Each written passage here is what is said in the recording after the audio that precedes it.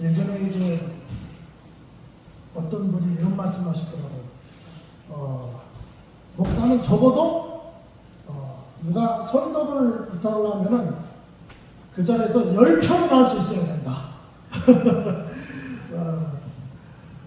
제가 사실 이제 음악 목사로서 음악 신학에 대해서 우리 학생들뿐만 아니라 실제 목회하고 있는 목사님들에게 나누고 싶은 이야기들이 굉장히 많지만 오늘은 아주 핵심적인 거 조금만 그렇게 나눌 수 있었으면 좋겠습니다. 제가 음악 목사로서 가장 많이 듣는 질문 중에 하나가 목사님 어떻게 하면 찬양을 잘할 수 있어요? 이런 질문 진짜 많이 듣거든요. 예. 그럼 이제 무슨 말입니까? 노래를 어떻게 하면 잘 부를 수 있나요? 라고도 이제 말을 할 수 있는 것 같아요. 성경 한 구절을 보겠습니다. 이사야서 43장 21절에 이 백성은 내가 나를 위하여 지었나니 나를 찬송하게 하려 함이니라. 할렐루야. 아멘. 이거는 성경이지만서도 하나님이 직접 하신 말씀이죠. 네, 어디 인용이 되었거나 누구에게 시킨 것이 아니라 하나님이 직접 하신 말씀이시죠. 그런데 나의 찬송을 부르게 하려 함이라. 여러분 성경적으로 찬송, 찬양은 뜻을 기리어 높임이라고 사전에 그렇게 기록이 되어 있는데 여기서 말하는 찬송을 부르게 이거는 음악적인 걸 말한다는 거예요. 성경이 분명히 하나님이 분명히 하나님을 찬양하는 노래를 부르게 하기 위해서 하나님의 백성을 지었다라고 하는 것입니다. 할렐루야. 네. 오늘날의 음악 목사는요 구약 성경에 나와 있는 나팔 잡은 제사장을 말합니다. 독일에서는요 칸토르라고 해가지고 이 구약 성경에 나팔 잡은 제사장의 직분을 감당하는 성직자들이 있고요. 그리고 이제 미국에는 음악 목사 혹은 평신도 같은 경우는 음악 감독 이런 명칭으로 사역을 하는 교회들이 굉장히 많고 심지어는 미국 같은 경우는 시골의 작은 교회도 음악 목사나 음악 감독이 담임 목사와 동역을 하는 곳이 굉장히 많습니다.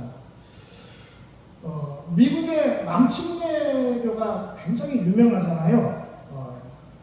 신학대학원의 MDB는 우리 한국처럼 전 세계에 공통적으로 3년인데요. 음악 목사 과정은 4년입니다. 음악과 신학을 다 공부를 해야 되니까요.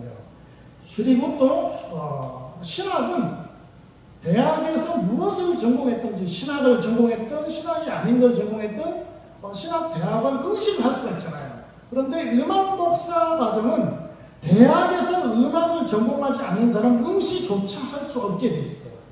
그래서 음악 목사는 어떻게 보면 문이 좁은 성직이기도 합니다.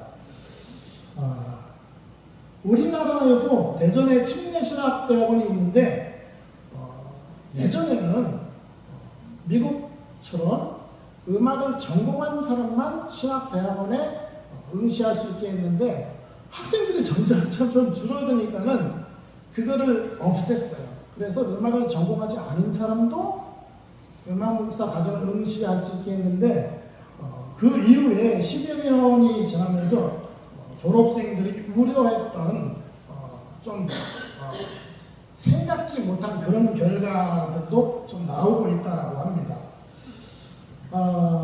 자, 여러분 우리가 태어날 때 어느 나라에 태어날지 혹은 내가 남자로 태어날지 여자로 태어날지 나는 어떤 성격의 소유자로 태어날지 정하고 태어난 사람 있습니까? 아무도 없어요. 예, 그것은 누가 정해요? 하나님이 정하시는 거예요. 예. 자, 그래서 남자는 테너, 바리톤, 베이스 중에 하나로 구분이 되고 여자는 소프라노, 메조소프라노, 알토로 구분이 됩니다. 이거는 내가 정할 수 있는 게 아니에요. 예. 여러분 그 3테너로 유명한 플라시도 도밍고라는 성악가가 있습니다. 근데 이 사람이 굉장한 음악성이 있었는데 처음에는 바리톤으로 노래를 했어요.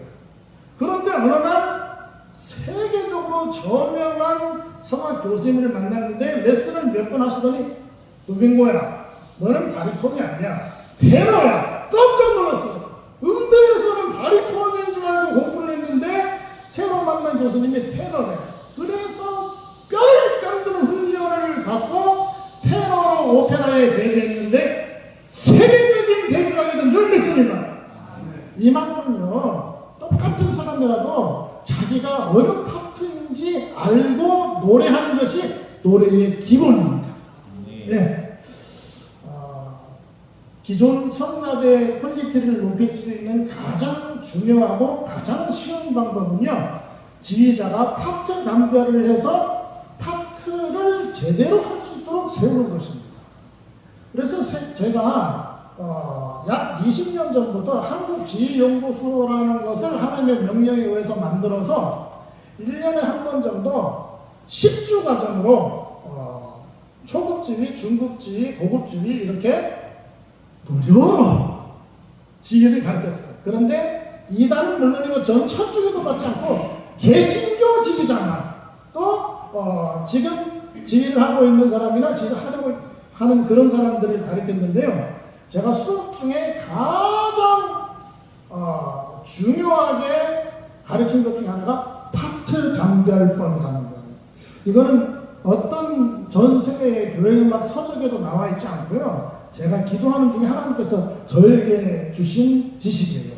파트 감별이라는 말을 전 세계에서 쓰는 사람을 아직까지 본 적이 없는 것 같아요.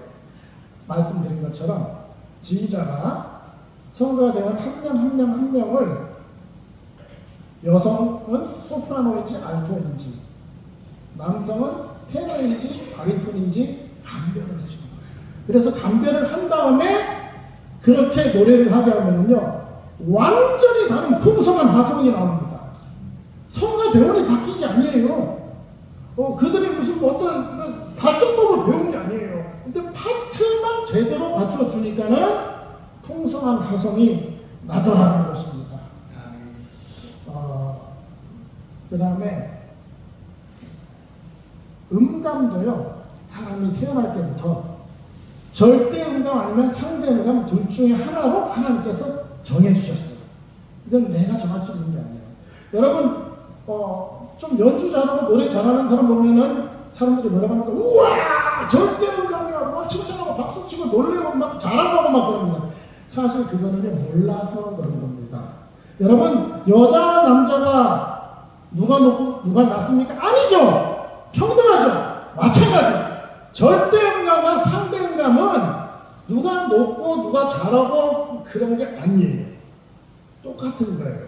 오히려 찬양이라든지 클래식 음악을 노래할 때는요, 절대 음감을 가진 사람보다 상대 음감을 가진 사람을 필요로 하는 경우가 더 훨씬 많습니다.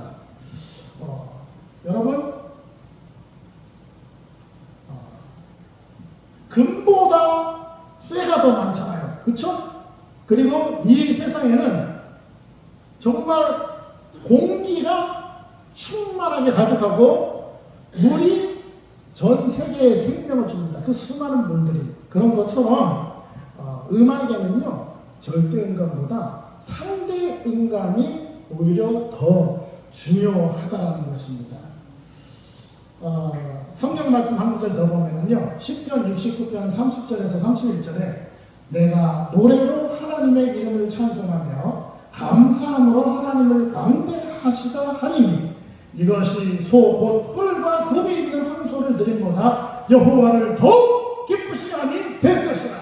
네. 여러분, 그 한우로 된 음식이 되게 비싸더라고요. 요즘 소 한 마리 값이 어마어마하더만요. 그런데 그 소 한 마리를 하나님께 제사하는 것보다 노래로 하나님을 찬양하는 것을 하나님께서 더 기뻐하신다고 성경에 기록되어 있습니다. 네. 말씀을 마치겠습니다. 시편 150편 3절에서 6절에 보면은요, 나팔 소리로 찬양하며 비파와 수금으로 찬양할지어다. 소고치며 춤추어 찬양하며 현악과 퉁소로 찬양할지어다. 큰 소리 나는 재금으로 찬양하며 높은 소리 나는 재금으로 찬양할지어다. 호흡이 있는 자마다 여호와를 찬양할지어다. 할렐루야. 여러분 어떤 사람 말합니다. 음악성이 없어서 저는 찬양을 못해요. No! 성경에 보니까요 호흡이 있는 자마다 여호와를 찬양하라고 했습니다. 음악성이 있는 사람이 아니라 우리 모두가 열심히